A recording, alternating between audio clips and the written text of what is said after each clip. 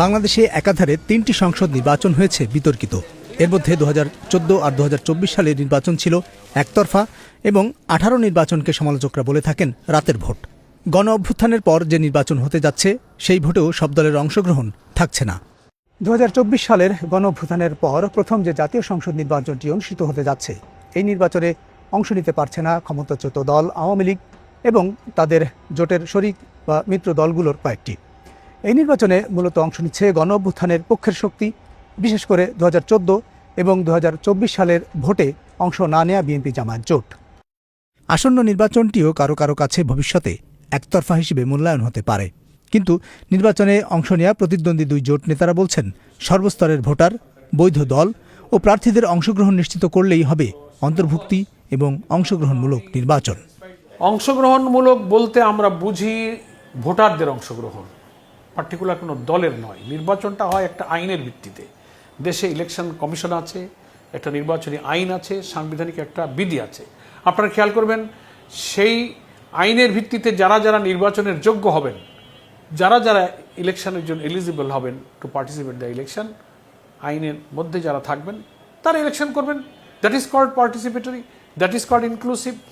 নির্বাচনের যোগ্য লোকদেরকে নির্বাচন করতে না দিলেই সেটা হবে অংশগ্রহণহীন ইলেকশন। বিএনপি নেতা সালাউদ্দিন আহমেদ বলছিলেন, অন্তর্ভুক্তিমূলক নির্বাচন প্রশ্নে বিতর্কের কোনো সুযোগ নেই।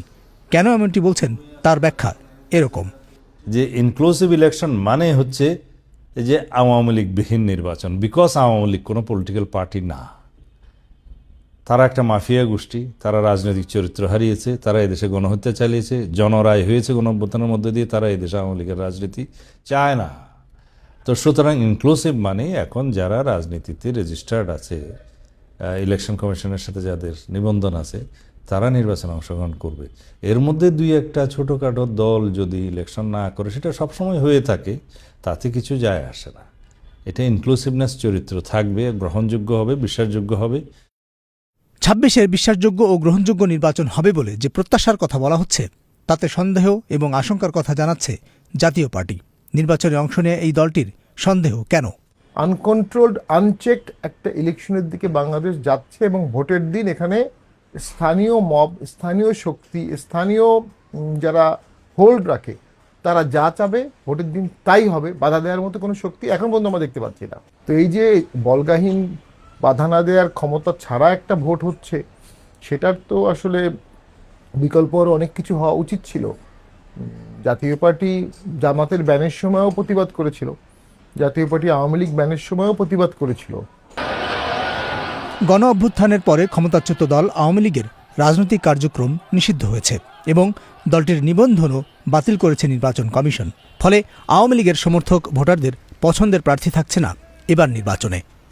প্রকৃত অংশগ্রহণমূলক যেটাকে আমরা বুঝি, যে সকল রাজনৈতিক দল মত সবার অংশগ্রহণ, সেটা এবার আসলেও বাস্তবায়ন হচ্ছে না। এবং সামনে এটা হয়তো আরও পরের নির্বাচনে হলেও হতে পারে, যদি আওয়ামী লীগ তার বিষয়ে পুনর্বিবেচনা করে, পর্যালোচনা করে, বিচারগুলো যদি হয়ে যায়, তারপরে আওয়ামী লীগ একভাবে নিশ্চয়ই আসতে পারে। এখন ওই আংশিকভাবেই নির্বাচন করতে হবে এবং তারপরে নির্বাচন কতটা ঠিকঠাক মতো হয় সেটি এখন উদ্বেগের বিষয়। অতীতে নির্বাচনগুলোর বিশ্লেষণ থেকে এটি স্পষ্ট যে বাংলাদেশে বিএনপি এবং আওয়ামী লীগ এই বড় দুই দলেরই ভোটার সবচেয়ে বেশি। এই নির্বাচনে আওয়ামী লীগ কর্মী সমর্থকদের ভোটদানে বিরত থাকার আহ্বান জানাচ্ছে। ভোটার উপস্থিতিতে এর প্রভাব নিয়ে কি মূল্যায়ন হচ্ছে দলগুলোই? তো এই দেশের মানুষ এবং নতুন প্রজন্ম যারা নতুন ভোটার হয়েছে, যাদের বয়স 18 থেকে 30-35-এর মধ্যে, তারা স্বাধীনভাবে মুক্ত পরিবেশে ভোট দেওয়ার জন্য উন্মুখ হয়ে আছে, উদ্গ্রীব হয়ে আছে। এই ভোটারকে কেউ থামাতে পারবে না। আর এখানে একটা ক্ষুদ্র অংশ যদি নিজেরা নির্বাচনে অংশগ্রহণ না করতে চায় বা ভোট দিতে না চায়, সেই স্বাধীনতা তো তাদের আছে, তবে আমি মনে করি না তাদের সংখ্যা খুব একটা বেশি হবে।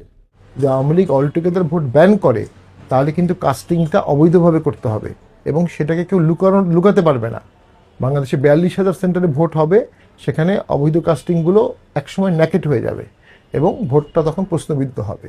সো আওয়ামী লীগের ভোটাররা ভোটে আসুক, এটা আমরা সবাই চাচ্ছি, এবং কি করলে আসবে সেটা সবাইকে সেভাবেই একটা সমঝোতাও করতে হবে। আসন্ন নির্বাচনে গ্রহণযোগ্যতার প্রশ্নে দুটি বিষয় গুরুত্বপূর্ণ হবে এমন বিশ্লেষণ আছে। প্রথমত ভোটার উপস্থিতি, দ্বিতীয়ত পরিবেশ যা শান্তিপূর্ণ, অবাধ ও সুষ্ঠু নিরপেক্ষতা নিশ্চিত করবে।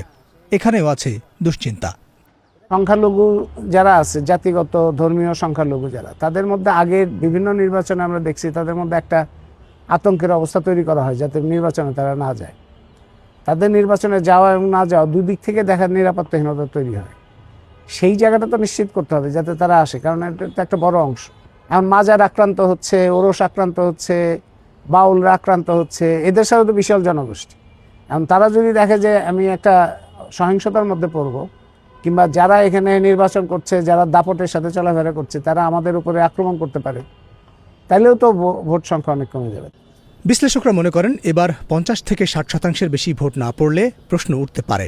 সার্বিকভাবে নিরাপত্তা আর অংশগ্রহণমূলক করাটাই হবে অভ্যুত্থানের পরবর্তী বাংলাদেশে প্রথম ভোটের বড় challenge. Abul Kalam Azad, BBC news, Bangla.